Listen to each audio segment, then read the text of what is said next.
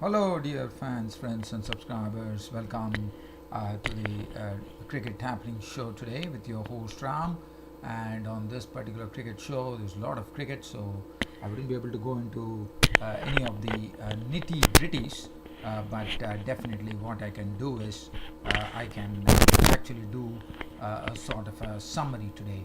And the matches that I'm going to talk about today is Australia registered their second consecutive ODI win against Pakistan today, and this was also as comprehensive as what they did in the first ODI, as Australia won the match by 8 wickets. And the feature was Aaron Finch scoring one more century as he scored his second consecutive century here as Australia staged one of the most successful chases and in that particular ground, in Sharjah cricket ground, where Aaron Finch made his personal ODI best score of 153 not out to take them to victory. Khwaja made 88. As far as Pakistan were concerned, they had one silver lining to what they did. Even though they lost the match, it was about the second centurion from the Pakistan team in this ODI series, as it was Mohammad Rizwan this time, who was the wicketkeeper batsman, was promoted to number 4 today, and he delivered the goods with a maiden ODI century on a pitch which was really easy to bat on. So that is one thing. And as far as the other match is concerned, South Africa completed a clean sweep of Sri Lanka in the final T20 when they hit them hard by winning the match. It was by 45 runs. I've just checked that out. 198 was what South Africa made, with Reza Hendrick scoring 77, not Reza Hendrick scoring 60 odd runs, but it was all about Dwayne Pretorius, who was actually promoted in the batting order as if he was like a pinch hitter, and he was sent in and he delivered a very, very wonderful knock of 77, spanking 77 knock, which included a lot of boundaries and sixes, which I will be talking about. And he hit 977 not out to actually take the South African score to 198 for 2, and the Sri Lankans once again faltered again. It was Isru Udana coming to their rescue and keeping their hopes alive. But what a gem of a player Isru Udana is turning out to be for Sri Lanka. And as I said, he could be the danger man for the opposition in the World Cup. And I'm sure he should be an automatic inclusion now. So that are two things which I'm going to talk about. Besides that, we have the Indian Premier League 2019, which saw a match from Delhi Capital, which, as you know, has been rebranded from Delhi this year in the IPL 2019 as Delhi Capitals instead of Delhi Daredevils, as they were known previously. And it definitely brought a lot of luck for them, as it was all about Rishabh Pant, the youngster, slamming a 18-ball half century of the Mumbai Indians bowlers. And it was tremendous stuff, according to me. And finally, it was Bumrah ending up with, I think it was some 77 odd runs of particular. I'll tell you about that, which included a lot of sixes and boundaries, and he also hit Bumrah out of line with his batting, and that was good to see, as Jasprit Bumrah made a case for himself here. Rishabh Pant actually made a case for himself. So Rishabh Pant's spanking innings, we'll talk about that. Other than that, in the meanwhile, I'll keep it going. And other than that, we also have. So that was a match which it was a big score by Delhi Capitals in their very first match as Delhi Capitals, and they racked up a score of 213, and the Mumbai Indians could only get as much as 176, with Nitish Rana playing a good hand of 68. Other than that, the other match that was played saw the comeback of David Warner into the international mix, and he definitely made it count with a very, very good innings that he played. But that was not really enough, as Kolkata Knight Riders staged a wonderful chase. And the reason I say wonderful, and this was something, they did something the impossible, because this has never happened in IPL history. The equation was 53 runs to get for the Kolkata Knight Riders to win the match in 3 overs. But that man, dangerous bloke, Andrew Russell, was at the crease, and Andre Russell, we know what damage he can do to the bowlers. So hope was still there, but definitely 53 runs in 3 overs have never happened in IPL history. But today, Andre Russell and Shubman Gill make it happen. Andre Russell slammed Siddharth Kaul and Bhuvaneshwar Kumar for 4 fours and 4 sixes. He made 40 not out in just 19 deliveries, and his partner, the young talented Shubman Gill, kept his cool. When the final over with 16 runs required, he slammed the left-arm spinner Shakib Al Hasan for 2 sixes in a very cool manner by stepping down the crease, and that was it, where Shubman Gill brought the winning hit, and Kolkata Knight Riders had snatched the game under the nose of the Sunrisers Hyderabad bowlers, and it was all over. So Kolkata Knight Riders winning the match and Delhi Daredevils winning the match.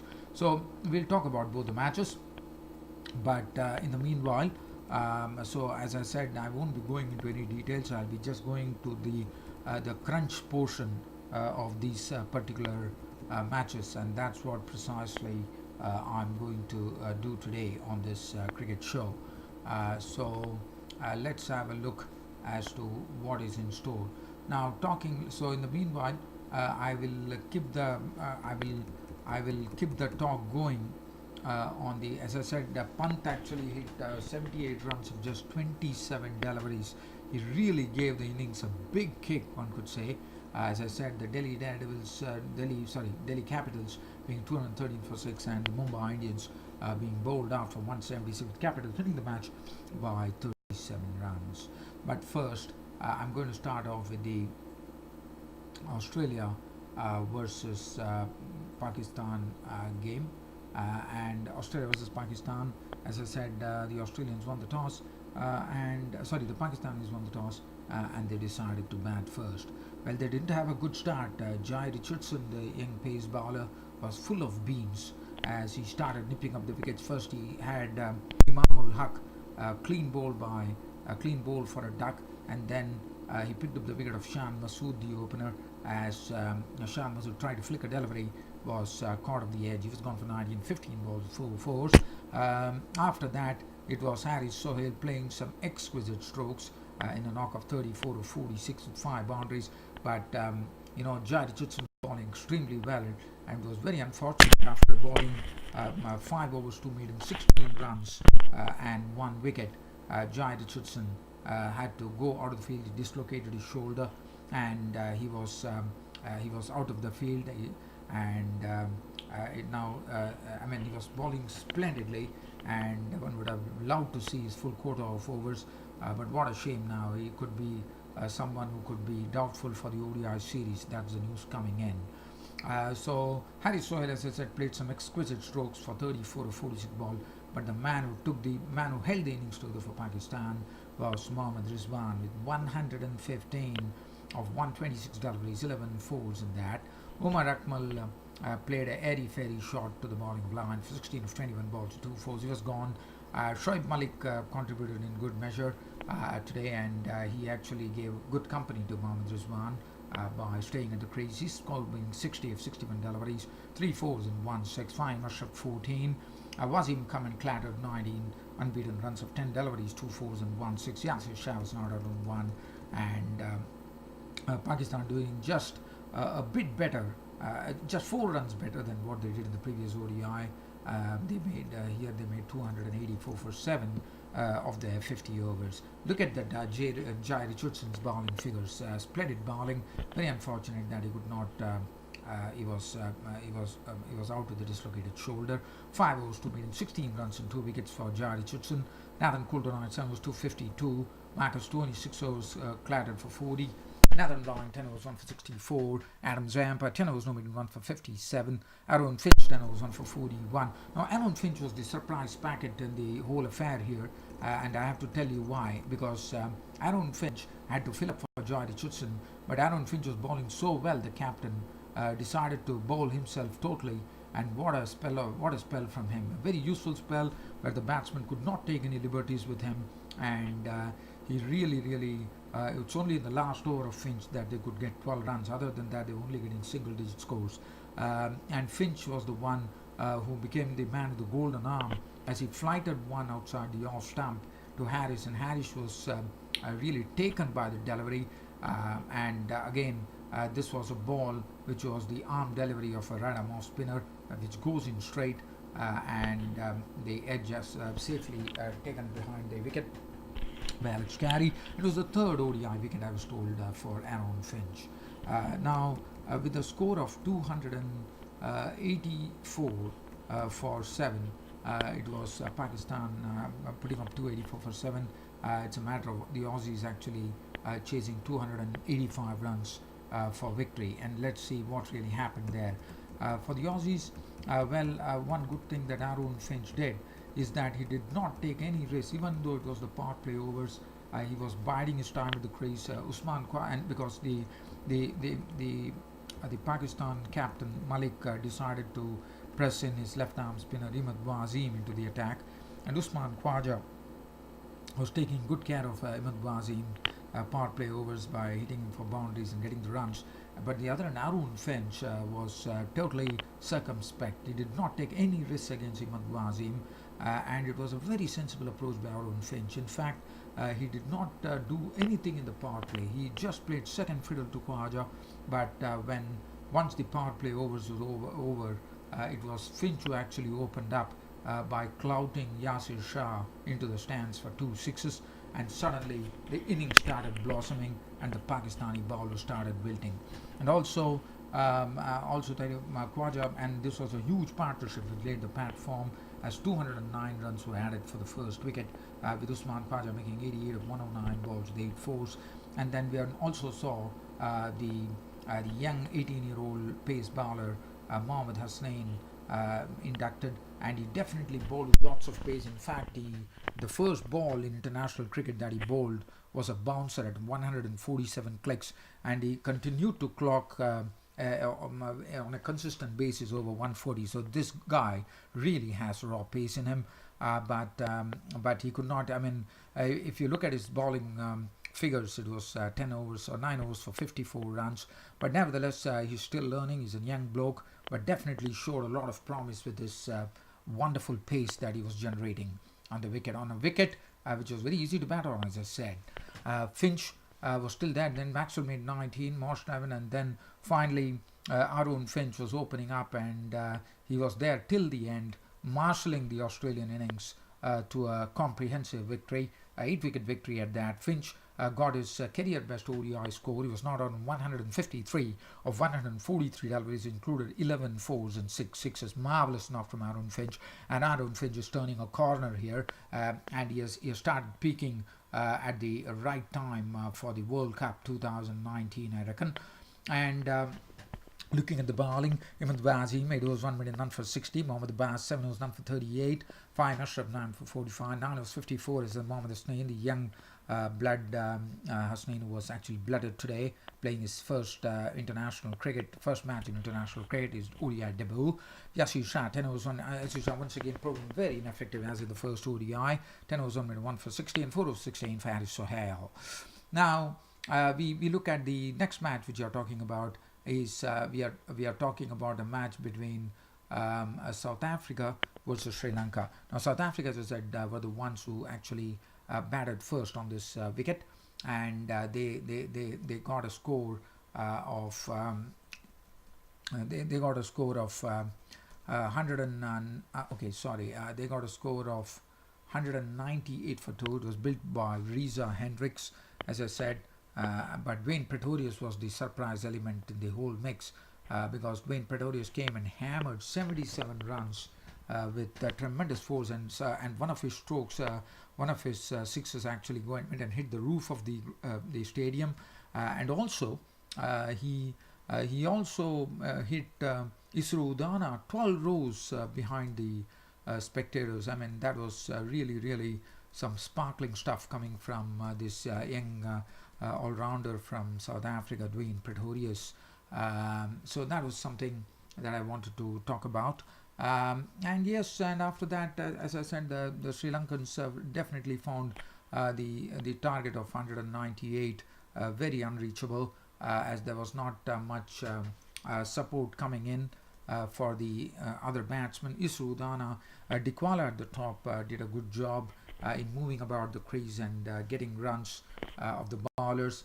but after that there was nothing that they could do. The wickets kept on falling, and it was only Srudana once again coming in and playing, showing his pyrotechnics, as we call it, as he contributed 36 runs, which included, if I'm not wrong, it was 4 sixes that he hit. We can definitely have a look at what really happened there.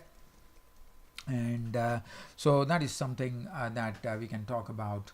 And also and other than that, I thought it was so South Africa actually clean sweeping the Sri Lankans in this T20 series. So totally it was a total dominance on the part of South Africa, crushing Sri Lanka there.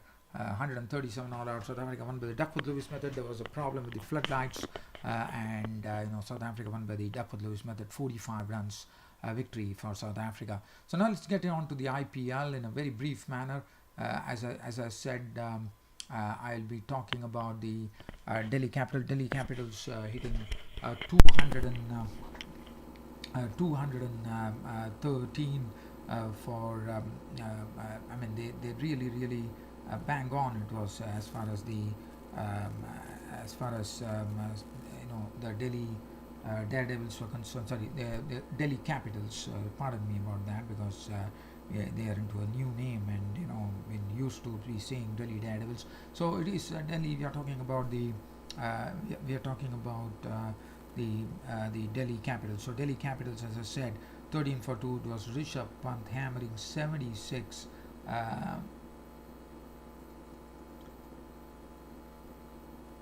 It was Rishabh Pant hammering 78 of just 27 deliveries, which included 7 fours and 7 sixes. He climbed on to Jasprit Bumrah. He was basically depositing balls outside the off stump and swinging them onto the onside, his favorite area, square leg in the mid, and I think in the mid wicket area, where he was actually hitting a lot of sixes. And other than that, 47 came from Colin Ingram. Dhawan, who has shifted to this team for this franchise for the first time, also contributed 43 of 36, 4 fours and 1 6. The bowling, that's not nothing to talk about. McClanahan 3 for 40, did a wonderful job, 1 wicket apiece to Bumrah and Pandya.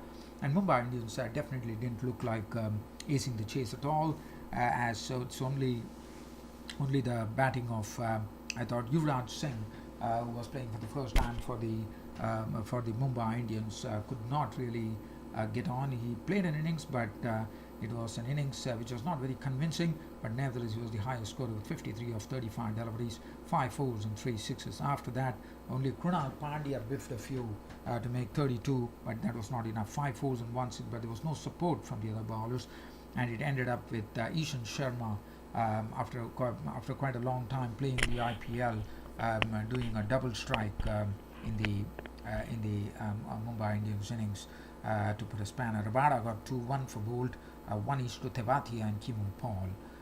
So that was as far as the Delhi Capitals and Mumbai. But it was all about Rishabh Pant. What a century, 18 ball half century, and then he goes on to hammer 78 not out of 27 deliveries. It is simply, I think it was superb stuff coming in from Rishabh Pant's bat. So let's have a look at the other match, which also had a lot of electricity in the form of Andre Russell. As I said, 53 runs were required in the last 3 overs, and Andre Russell's 19 ball 49 absolutely would have stunned the Sunrisers Hyderabad.